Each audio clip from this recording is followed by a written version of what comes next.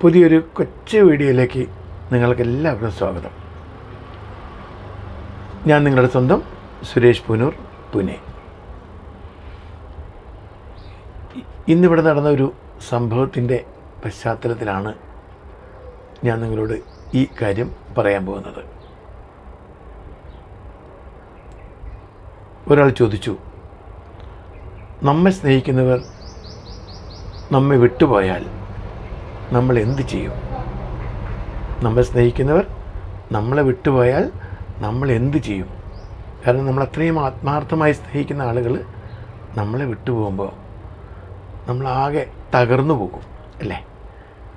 ആ അവസ്ഥയിൽ നമ്മൾ എന്ത് ചെയ്യും? എങ്ങനെ മനസ്സിനെ പിടിച്ചു നിർത്തും? എൻ്റെ പ്രിയപ്പെട്ട സുഹൃത്തുക്കളെ, ഒരേ ഒരു കാര്യം നമ്മൾ ഓർക്കണം. കാരണം നമ്മെ സ്നേഹിക്കുന്നവർ, നമ്മെ ആത്മാർത്ഥമായി സ്നേഹിക്കുന്നവർ ഒരു കാരണവശാലും നമ്മെ വിട്ടുപോകില്ല. അഥവാ നമ്മെ വിട്ടുപോയവർ ഒരിക്കലും നമ്മളെ സ്നേഹിച്ചിട്ടുമില്ല. ഒരുപക്ഷെ അവർ നമ്മളെ വിട്ടുപോകാൻ ഒരു ഒഴിവുകഴിവ് അല്ലെങ്കിൽ എന്തെങ്കിലും ഒരു കാരണം തേടി നിൽക്കുന്നവരാവാം. നാം ഒരു മനുഷ്യനെ ഉപേക്ഷിക്കാനോ സ്നേഹിക്കാതിരിക്കാനോ അല്ലെങ്കിൽ വെറുക്കാനോ അല്ല കാരണം തേടേണ്ടത്.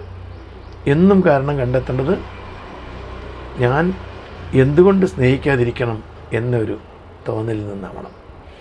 ഒരു മനുഷ്യന് മറ്റൊരു മനുഷ്യനെ സ്നേഹിക്കാതിരിക്കാൻ എന്തെങ്കിലും കാരണമുണ്ടോ എന്ന് കണ്ടെത്തണം. സ്നേഹിക്കാൻ 100 കാരണങ്ങൾ കണ്ടെത്തണം. ഞാൻ അദ്ദേഹത്തിനെ ഈ ഒരു കാര്യം കൊണ്ട് സ്നേഹിക്കുന്നു, ഈ ഒരു ആത്മാർത്ഥത കണ്ടിട്ട് ഞാൻ ബഹുമാനിക്കുന്നു, ആദരിക്കുന്നു. അങ്ങനെ നോക്കുകയാണെങ്കിൽ ഒരിക്കലും നമുക്ക് ആരെയും വെറുക്കാൻ സാധിക്കില്ല. നമ്മളൊരാളെപ്പറ്റി മോശമായി ചിന്തിക്കുമ്പോൾ അല്ലെങ്കിൽ മോശമായ എന്തെങ്കിലും ചിന്ത നമ്മുടെ മനസ്സിലേക്ക് വരുമ്പോൾ നമ്മൾ ആദ്യം ഓർക്കേണ്ടത് ആ വ്യക്തി നമുക്കായിട്ട് ചെയ്തു തന്നിട്ടുള്ള 100 ഉപകാരങ്ങളാണ്. ഒരു ഉപകാരമെങ്കിലും നമുക്ക് വേണ്ടി, നമ്മുടെ നന്മയ്ക്ക് വേണ്ടി ആ വ്യക്തി ചെയ്തിട്ടുണ്ടെങ്കിൽ നമുക്കത് ചിന്തിച്ചിട്ട് ആ ഒരൊറ്റ കാരണം മതി ആ മനുഷ്യനെ വെറുക്കാതിരിക്കാൻ, ഉപേക്ഷിക്കാതിരിക്കാൻ. ആ സ്നേഹബന്ധം തുടരാനുള്ളൊരു പ്രധാന കാരണമായിട്ടും എന്നും അതവിടെ നിൽക്കും. അതേസമയത്ത് ഇന്നത്തെ ജീവിത സാഹചര്യത്തിൽ പലരും ഒരു മനുഷ്യനെ നമ്മുടെ ജീവിതത്തിൽ നിന്നും എങ്ങനെ ഒഴിവാക്കും എന്നതിനെക്കുറിച്ചാണ് ചിന്തിക്കുന്നത്. നാം അതേസമയത്ത് അതൊന്ന് തിരിച്ച് ചിന്തിച്ചാൽ, ഞാൻ എന്തുകൊണ്ട് ആ വ്യക്തിയെ സ്നേഹിക്കുന്നു, എന്തുകൊണ്ട് ആ വ്യക്തി എൻ്റെ ജീവിതത്തിൽ നിന്നും ഉണ്ടായിരിക്കണം എന്ന് ഞാൻ മനസ്സിൽ ചിന്തിക്കുന്നു അല്ലെങ്കിൽ തീരുമാനിക്കുന്നു. എന്തുകൊണ്ട്? ആ കാരണത്തിൻ്റെ പിന്നിലാവണം നമ്മുടെ യാത്ര എപ്പോഴും. ഞാൻ പറഞ്ഞ കാര്യങ്ങൾ മനസ്സിലായില്ലേ? നമ്മൾ പ്രസംഗിക്കുമ്പോൾ പല നേതാക്കന്മാരും പ്രസംഗിക്കുമ്പോൾ പറയാറുണ്ട് സ്നേഹത്തെക്കുറിച്ച്, നമ്മുടെ ഒത്തൊരുമയെക്കുറിച്ച്, ഐക്യത്തെക്കുറിച്ച്, നാം എല്ലാം ഒന്നിച്ചു നിൽക്കേണ്ട ആവശ്യകതയെക്കുറിച്ച്. ഈ രാഷ്ട്രം മുന്നോട്ട് പോകാൻ, നല്ല കെട്ടുറപ്പോടെ പോകാൻ പല സന്ദർഭങ്ങളിലും നമ്മൾ ഒന്നിച്ച് നിൽക്കേണ്ട ആവശ്യകതയുണ്ട്. അതിനെക്കുറിച്ച് ഘോരഘോരം പ്രസംഗിക്കുന്ന പലരും മറന്നു പോകുന്ന ഒരു കാര്യം, അവരുടെ എന്തെങ്കിലും ഒരു വ്യക്തിപരമായ കാര്യം വരുമ്പോൾ നമ്മൾ ഈ ദേശത്തെയും എല്ലാം മറന്നിട്ട് നമ്മൾ വേറെ ലോകത്തേക്ക് പോകും. അപ്പം നമ്മൾ കണ്ടെത്തുന്നത് ഒരിക്കലും എന്തുകൊണ്ട് സ്നേഹിക്കണം എന്നല്ല, അദ്ദേഹത്തെ വെറുക്കാൻ, ആ വ്യക്തിയെ നമ്മുടെ ജീവിതത്തിൽ നിന്നും പറിച്ചറിയാൻ എന്ത് കാരണം എന്നതാണ്. അപ്പോൾ ആ ഒരു വിഷയത്തിലേക്ക് നമ്മൾ ഒരിക്കലും പോകാൻ പാടില്ല.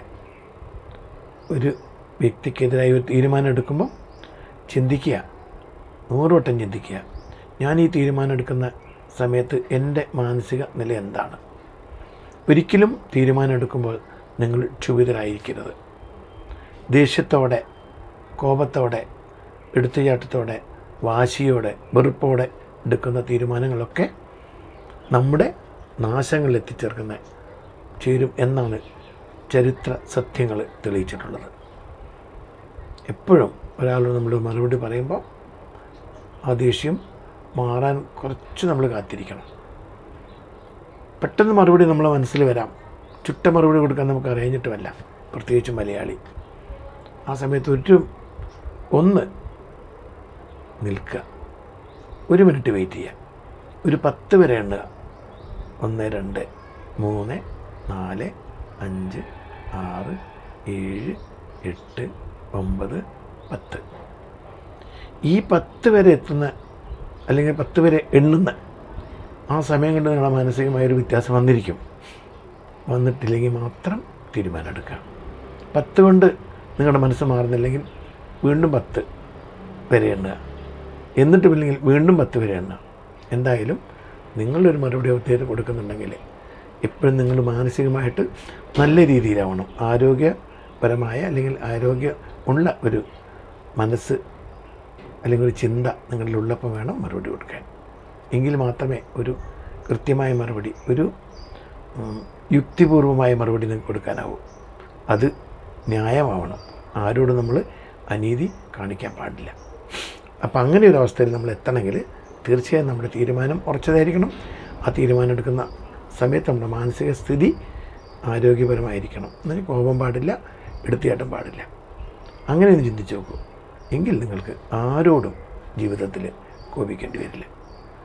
നമ്മളിപ്പോൾ നാട്ടിൽ മുഴുവൻ നല്ല വ്യക്തിയായി നിന്നിട്ടും വീട്ടിൽ കയറി വരുമ്പോൾ പെട്ടെന്ന് പൊട്ടിത്തെറിക്കുന്നു. കാരണം വീട്ടുകാരോട്, ഭാര്യയോടൊക്കെ നമുക്ക് എന്തും പറയാമെന്നുള്ള തോന്നലായിരിക്കും ഒരുപക്ഷെ നമ്മളിങ്ങനെയൊക്കെ ചെയ്യിപ്പിക്കുന്നത്.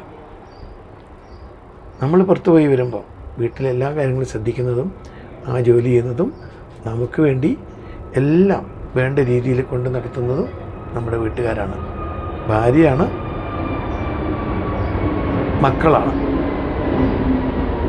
അപ്പം അതുവരെ നമ്മുടെ അസാന്നിധ്യത്തിൽ ആ വീടിനെ സുരക്ഷിതമായി വെച്ച നമ്മുടെ നന്മയ്ക്ക് വേണ്ടി, നമ്മുടെ മറ്റുള്ളവരുടെ മുമ്പിൽ നമ്മുടെ പേര് മോശമാവാതിരിക്കാൻ, നമ്മുടെ അഭിമാനം രക്ഷിക്കുന്ന, നമുക്ക് മറ്റുള്ളവരൊന്നും ആദരവെന്നും കിട്ടണം എന്ന് കാംക്ഷിക്കുന്ന നമ്മുടെ കുടുംബമാണ് നമുക്ക് വേണ്ടി ഇത്രയും കാര്യം ചെയ്തതെങ്കിൽ അവർക്ക് വേണ്ടി പെട്ടെന്ന് ഒന്നൊരു തീരുമാനം പറയുകയും അവരുടെ മാനസികമായി പീഡിപ്പിക്കാൻ, മാനസികമായി വിഷമിപ്പിക്കാനുള്ളൊരു വാക്ക്, മാനസികമായിട്ട് അവർക്ക് കുറിക്കൊള്ളുന്ന, ചങ്കിൽ തറയ്ക്കുന്നൊരു വാക്ക് നമ്മളിൽ നിന്നും ഉണ്ടാകാൻ പാടില്ല.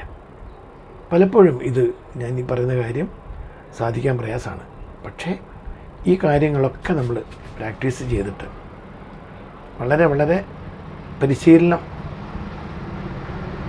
അല്ലെങ്കിൽ നമ്മെ സ്വയം പാകപ്പെടുത്തിയെടുക്കാനുള്ള ശ്രമം നടത്തിയാൽ മാത്രമേ സാധിക്കൂ. അല്ലെങ്കിൽ ദേഷ്യമെന്ന കാര്യം എല്ലാവർക്കും ഉള്ളതാണ്, അല്ലേ? നമുക്കൊരു മനുഷ്യനെ വിഷമിപ്പിക്കുന്ന രീതി പറയാൻ വളരെ എളുപ്പമാണ്.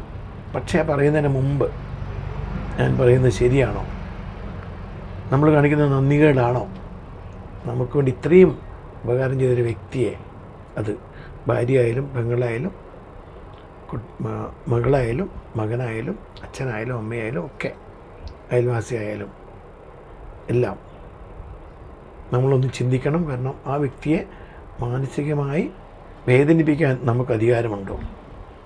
നമുക്ക് വേണ്ടി നല്ല കാര്യങ്ങൾ 100 കാര്യങ്ങൾ ചെയ്താൽ, അല്ലെങ്കിൽ 10 കാര്യങ്ങൾ ചെയ്താൽ, അല്ലെങ്കിൽ ഒരു കാര്യമെങ്കിലും ചെയ്താൽ ആ വ്യക്തിയെ വേദനിപ്പിക്കുമ്പോൾ നാം ഓർക്കണം, അതൊരു നന്ദികേടല്ലേ?